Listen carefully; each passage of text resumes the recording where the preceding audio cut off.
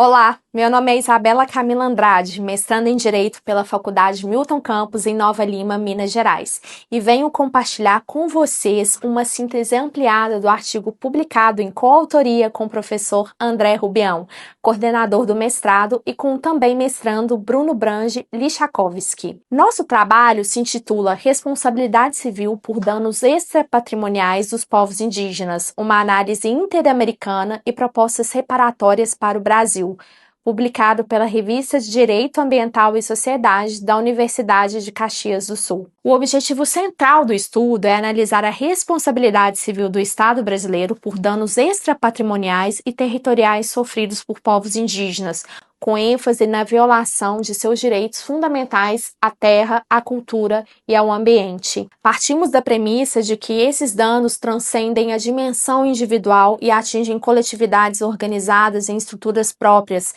demandando formas específicas de reparação. Antes de avançar, é importante compreender o que se entende por danos extrapatrimoniais. De maneira simples, os danos extrapatrimoniais não atingem o patrimônio econômico ou material, mas sim valores imateriais da existência humana, como a dignidade, honra, a identidade, os laços afetivos, espirituais ou culturais. No contexto dos povos indígenas, esses danos extrapolam o indivíduo e atingem o coletivo, pois comprometem os modos de vida, as tradições, memórias e vínculos ancestrais com a terra. Quando um território é destruído ou violado, o prejuízo não é apenas físico, é também espiritual, simbólico e existencial. Por isso, a reparação dos danos extrapatrimoniais não se resume a indenizações financeiras, mas envolve medidas de restauração simbólica, de reconstrução comunitária e de reafirmação cultural. A partir dessa premissa, o estudo aprofunda a análise dos fundamentos e dos impactos dessas violações. Através da revisão bibliográfica e da jurisprudência da Corte Interamericana de Direitos Humanos, a pesquisa demonstra que a destruição territorial e simbólica compromete o projeto de vida e de pós-vida das comunidades indígenas. Assim, a reparação dos danos extrapatrimoniais deve envolver não apenas compensações financeiras, mas também medidas estruturantes, simbólicas e coletivas. O reconhecimento jurídico da espiritualidade, da identidade territorial e dos vínculos ancestrais é essencial à consolidação do Estado democrático de direito e à harmonização entre os sistemas nacional e internacional de proteção desses povos. Seguindo nessa linha, o artigo se volta para as raízes históricas e culturais dessa questão. Os povos indígenas do Brasil são reconhecidos por sua ancestralidade profundamente enraizada na relação com os bens naturais. Historicamente, essas comunidades desenvolveram uma sabedoria milenar a partir do uso sustentável dos recursos ambientais, construindo uma interdependência com a natureza que define a sua própria existência. Por outro lado, as transformações sociais e os avanços tecnológicos, guiados por uma lógica produtivista e excludente, têm produzido desequilíbrios ecológicos e socioculturais que atingem diretamente seus territórios e modos de vida. O respeito às práticas culturais e aos estilos de vida desses povos é requisito básico para a garantia da existência digna, especialmente em relação àqueles que vivem em isolamento voluntário, cuja exposição à interferência externa pode gerar graves consequências psíquicas, sociais e espirituais. Com base nessa compreensão, a reflexão se aprofunda sobre o vínculo entre natureza, espiritualidade e dignidade. Para as comunidades indígenas, os recursos naturais não são apenas meios de subsistência, mas elementos centrais da continuidade cultural e espiritual. Daí decorre o reconhecimento da sua titularidade sobre o bem jurídico ambiental, pois a natureza integra a sua identidade e a sua memória coletiva. O predomínio de um modelo hegemônico urbano-industrial não pode obscurecer as especificidades dos povos originários, tampouco justificar omissões estruturais quanto à sua proteção. Tratar do dano ambiental extrapatrimonial exige, portanto, uma abordagem integrada entre dignidade humana, direitos da personalidade e preservação das terras tradicionalmente ocupadas. A qualidade de vida dessas comunidades está intrinsecamente ligada à integridade ambiental dos territórios, pois a sua existência física, cultural e espiritual se estrutura nessa relação com o meio natural. A partir desse ponto, o estudo aprofunda o aspecto coletivo e existencial do dano. No contexto indígena, o meio ambiente não afeta apenas aspectos físicos da existência, mas também as estruturas afetivas, espirituais e familiares. A família indígena não se restringe ao modelo ocidental de núcleo doméstico.